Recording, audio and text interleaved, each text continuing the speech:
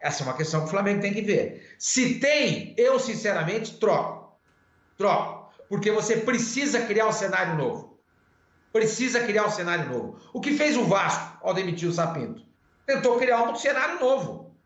Tentou criar um cenário novo, porque do jeito que estava caindo, vai para a Série B. Alguma coisa precisa ser feita. E no Flamengo a mesma coisa. O Rogério já mostrou que não tem condições, não tem capacidade nesse momento para ser técnico do Flamengo. Então já vamos trocar agora. Vamos trocar já. E já tenta contratar um cara para a próxima temporada. Agora, esse é o problema. Quem é que vai assumir o Flamengo agora?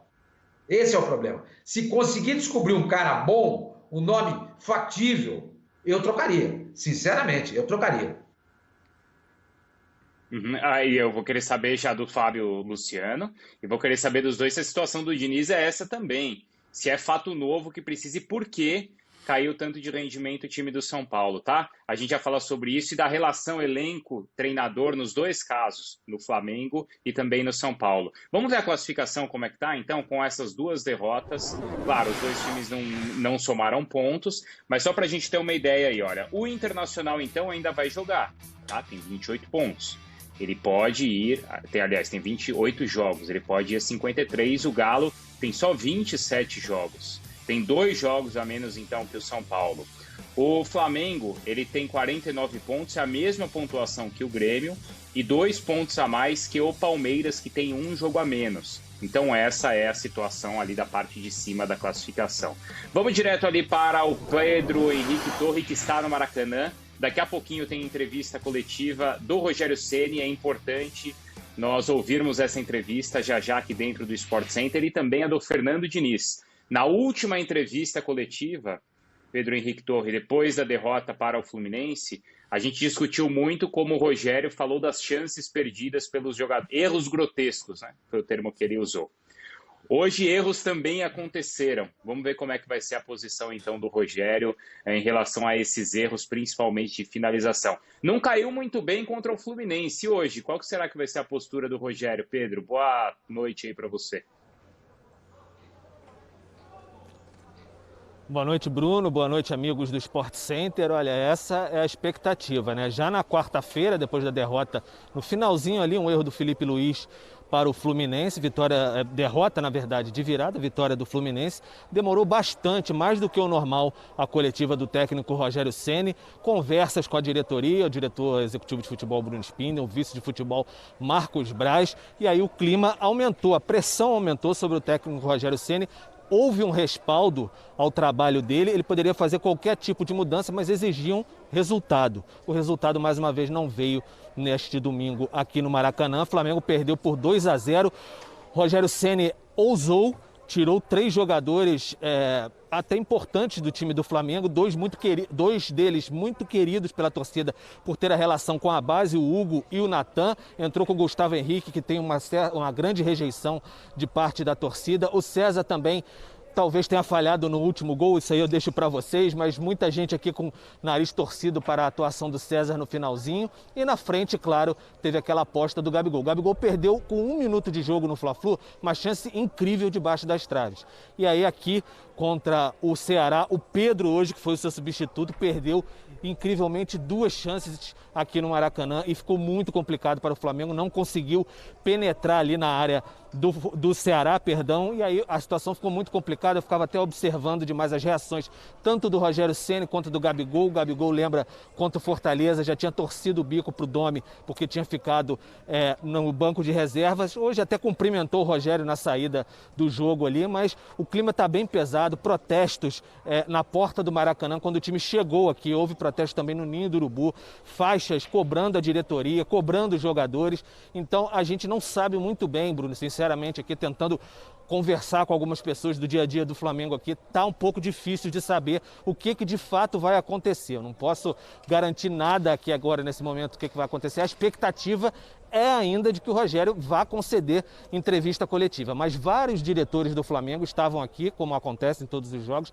Assim que o Ceará marcou o segundo gol, no finalzinho da partida, todos eles levantaram e saíram provavelmente rumo ao vestiário ou rumo ao estacionamento. Alguns deles nem frequentam as dependências ali do futebol. Certo é que a pressão está enorme sobre o técnico Rogério Ceni. Chegou a essas 2 derrotas no início de 2021. A aposta do Flamengo poderia chegar, encostar bem no São Paulo, um desequilíbrio do São Paulo, e aí o Flamengo encostar, mas o que aconteceu foi um desequilíbrio do Flamengo. Além disso, no segundo tempo, o Rogério Ceni fez várias trocas, tirou o Gustavo Henrique, mais uma vez botou o Arão na zaga, já no intervalo, o Diego no meio de campo. O time até melhorou a sua apresentação, cercou a área ali do Ceará, mas aí depois ele apostou no Vitinho, quase como um lateral direito, um dublê de lateral, ala, e aí depois no último gol o Vitinho, num contra-ataque, ficou vendido ali na frente do Kelvin. O César também não foi muito bem na partida, Gustavo Henrique levou um amarelo com 5 minutos, então são muitas críticas direcionadas à questão das atitudes que o Rogério Ceni teve, das opções que ele teve nessa partida. Me perguntava antes do jogo, mas por que a troca por exemplo, tirar o Hugo, já que o Diego Alves está lesionado e o Hugo vinha jogando, e colocar mais uma vez o César? O que acontece é que o Rogério Ceni entende que o César ele tem um melhor traquejo com os pés, assim, para jogar mesmo, sair jogando na condição, e também treinou muito bem nessa semana, mas era um goleiro que, por exemplo, já não atuava há quase 2 meses pelo Flamengo, então poderia sentir o ritmo. Enfim, escolhas muito questionáveis do técnico Rogério Ceni. A gente vai ficar no aguardo aqui no Maracanã, uma festa imensa do Ceará, com seus dirigentes, integrantes da comissão técnica. Segundo gol, todo mundo explodiu com incrível alegria, o time fez um bom jogo contra o Flamengo, mas de fato o Flamengo tem uma cara, Bruno, que está esfarelando. E agora a preocupação não é só em título brasileiro, acho que fica bem distante isso, defender o título brasileiro, é a ameaça, sim, de não ter a vaga no G4. O Flamengo ali perdeu 2 partidas, já tem gente subindo, o Grêmio, o Palmeiras ainda está disputando a Libertadores, então tudo isso vai apertando ainda mais o cerco na Gávea, que já tem a questão política também fervendo. Esse ano tem eleição no fim do ano, então podemos esperar muito assunto do Flamengo aí nas próximas horas. O Fábio Luciano entende muito bem como isso funciona, imagina agora. Então a gente vai ficar de olho aqui, esperar ver se o Rogério Ceni de fato vai conceder a entrevista, como é o esperado, e quanto tempo isso vai demorar. Já demorou demais no Fla-Flu, vamos ver quanto tempo vai levar neste domingo. Um clima bem difícil aqui no Maracanã, Bruno. Pedro, assim que você tiver novidade, você volta, tá? Sei que você está por aí, vai acompanhar a entrevista, vai seguir apurando também os bastidores do Flamengo. A prioridade é para sua informação aí do Maracanã, tá? E essa sensibilidade do repórter que está no local, Fábio Luciano, aqui é importante, né? A reação dos dirigentes, a insatisfação dos torcedores antes da partida, certo? E o termo que ele usa, o Flamengo está esfarelando, que serve também para o São Paulo, Fábio. Mas é o que ele falou sobre o Flamengo. Não, mas é isso, assim, a visão do Pedro, né, é privilegiada, porque, como você colocou, Bruno, ele consegue acompanhar a partida, então ele consegue entender o que está acontecendo dentro do gramado, o que é colocado pelo Rogério como treinador, algumas discussões dos jogadores e também da diretoria, né, porque agora os diretores também estão expostos.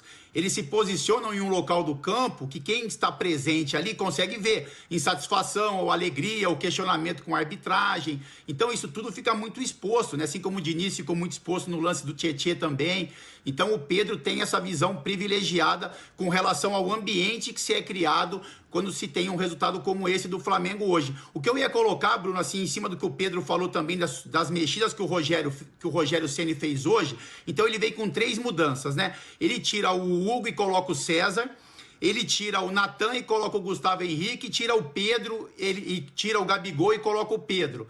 E, na minha opinião, assim, desde o início do jogo, entendendo como o Ceará viria para a partida, então, assim, com relação ao Hugo e ao César, o correto seria manter o Hugo. Por quê? Porque é um cara que já está jogando. É um cara que conseguiu o seu espaço e que perdeu a posição com relação ao titular absoluto, que era o Diego Alves. Então, assim, por que não manter o Hugo? Em cima do que o Pedro colocou. Ah, mas o César, de repente, ele consegue sair melhor com os pés. Em que momento que o Flamengo imaginou que iria precisar do goleiro para sair jogando com os pés, se o Ceará veio para o Maracanã somente para jogar no contra-ataque? Então, assim, o que o Ceará fez hoje? Ele recuou toda a sua linha de jogo para trás do meio de campo, marcou o Flamengo, deixou o Flamengo sair da maneira como o Flamengo quis. Poderia sair com Gustavo Henrique, com Rodrigo Caio, com Isla, com Felipe Luiz, com o Arão. Poderia sair com qualquer jogador até o meio de campo, que o Ceará não ia se incomodar. Então não tinha necessidade de trocar o goleiro pela qualidade que ele tem com os pés. Diferente quando você vai enfrentar um adversário que te marca sob pressão, joga dentro da sua casa. Então, assim, é uma situação diferente para o goleiro. Então poderia ser feito dessa forma. Mas em um jogo como o de hoje, que o Flamengo iria dominar a posse de bola como dominou, que o adversário não ia fazer nenhum tipo de pressão no sistema defensivo do Flamengo. Então não tem muita